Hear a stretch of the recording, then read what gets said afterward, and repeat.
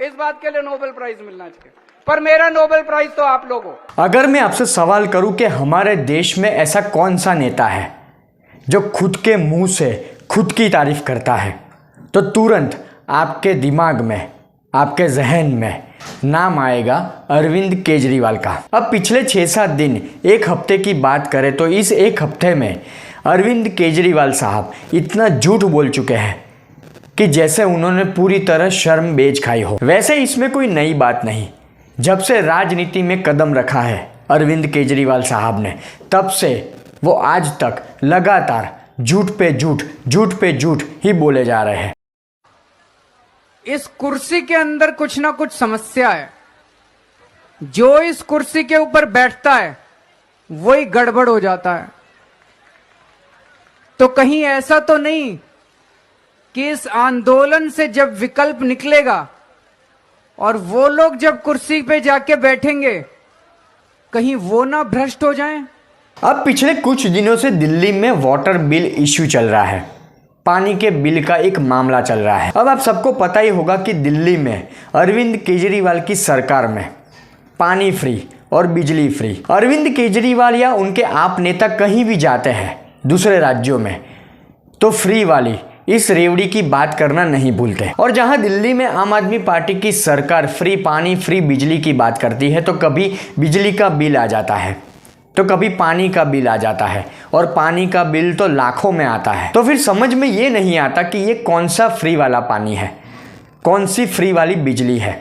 और जिस तरह से अरविंद केजरीवाल साहब इस योजना के बारे में लोगों के बीच जाकर झूठ फैलाते हैं, उसके लिए उनको एक सलाम बनता है। क्योंकि अरविंद केजरीवाल लोकसभा के चुनाव को ध्यान में रखते हुए पिछले 4 या 5 दिन से, जब से ये पानी के बिल की समस्या सामने आई है, ये मामला सामने आया है, तब से जनता के बीच जाकर इस मामले पर बात कर रहे हैं। एक तरह से कहा जाए तो इमोशनल कार्ड खेलने की कोशिश कर रहे हैं, और वहां जाकर पब्लिक के बीच जाकर ये क्या कर रहे हैं, फिर एक बार झूठ बोलने की कोशिश में लगे हैं। पानी के बिल की समस्या पर जनता के बीच जाकर अरविंद केजरीवाल बीजेपी को दोष देते हैं कि बीजेपी हमें काम नहीं करने दे रही। बीजेपी के साथ साथ एलजी पर ठिकरा फोड़ते हैं कि एलजी हमें काम नहीं करने दे रहा। कि किस तरह से बीजेपी वालों ने और दिल्ली के एलजी ने दिल्ली के लोगों को दुखी करा, और किस तरह से दिल्ली वालों का बेटा करके दिल्ली के लोगों की सारी समस्याओं का समाधान केजरीवाल। इस बात के लिए नोबेल प्राइज मिलना चाहिए। अब अरविंद केजरीवाल साहब की राजनीति देखिए,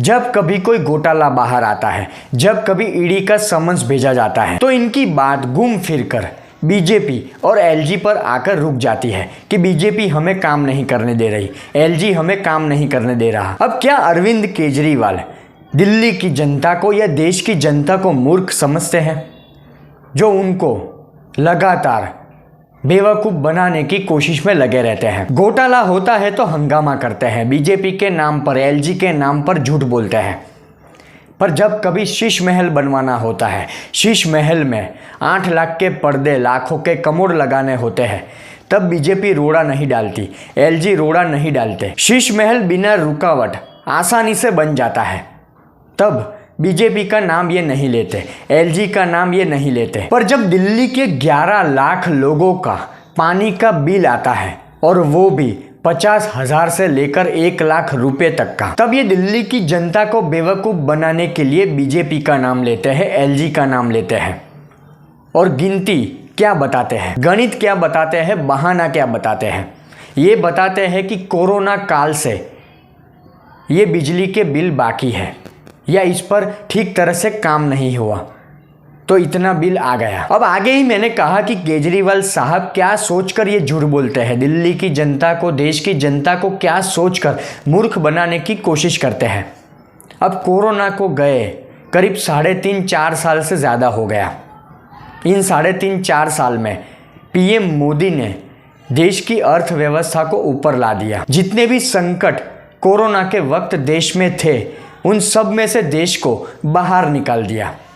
पर अरविंद केजरीवाल एक पानी के बिल को लेकर भी अभी तक कोरोना काल में पड़े हुए हैं। दिल्ली की जनता के बीच अरविंद केजरीवाल जाते हैं, हाल ही में वो गए इस पानी के बिल की समस्या को लेकर, और जब जनता ने इसकी शिकायत की कि हमारे बिल आ रहे हैं पानी के, और लाखों में आ रहे हैं।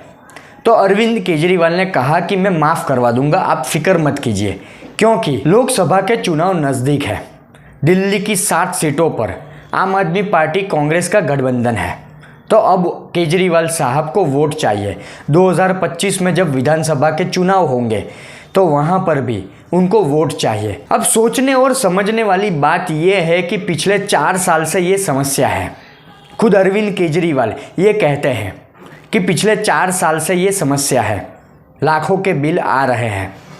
तो तब तक आज तक अरविंद केजरीवाल साहब या उनके नेता या उनका सरकारी सिस्टम क्या कर रहा था? अभी तक उनको ये समस्या क्यों नहीं दिखी? अब जब 2 महीने बाकी है लोकसभा के चुनाव को और पब्लिक अब जागरूक हो चुकी है, पब्लिक अब पानी की इस समस्या पर, पानी के इस बिल की समस्या पर आवाज़ उठा रही है, कंप्लेन कर रही है, तब अरविंद केजरीवाल और उनके आप नेता उनके बीच, जनता के बीच जाकर झूठ बोलने लगे हैं, बड़ी बड़ी बातें करने लगे हैं कि हम माफ़ करवा देंगे, अब फिक्र मत कीजिए। और मैं कई बार अपने वीडियो के माध्यम से ये कह चुका हूँ कि अरविंद केजरीवाल से लगाकर उनकी पूरी पार्टी, उनके सारे नेता, उनका राजनीतिक जीवन पूरी तरह से झूठ के पाए पर खड़ा है, झूठ के पिलर पर खड़ा है। बच्चों की कसम है, ना बीजेपी से गठबंधन करेंगे ना कांग्रेस से गठबंधन करेंगे। दिल्ली समेत 5 राज्यों में आम आदमी पार्टी और कांग्रेस ने लोकसभा चुनाव के लिए सीट शेयरिंग का ऐलान कर दिया है। दिल्ली में 4 सीटों पर आम आदमी पार्टी और 3 पर कांग्रेस चुनाव लड़ने वाली है। गोवा में कांग्रेस दोनों सीट पर चुनाव लड़ेगी। चंडीगढ़ में भी कांग्रेस चुनाव लड़ेगी। हरियाणा में आम आदमी पार्टी 1 सीट पर, गुजरात में 2 सीटों पर चुनाव लड़ेगी। तो ये ऐलान किया गया है और इसमें यह कहा गया है कि ये जैसे कि बहुत सारे एग्जाम्पल है, यमुना साफ करवा देंगे। आज भी यमुना गंदी की गंदी है, मैली की मैली है, झाग वहाँ पर दिखते हैं। दिल्ली को प्रदूषण मुक्त कर देंगे।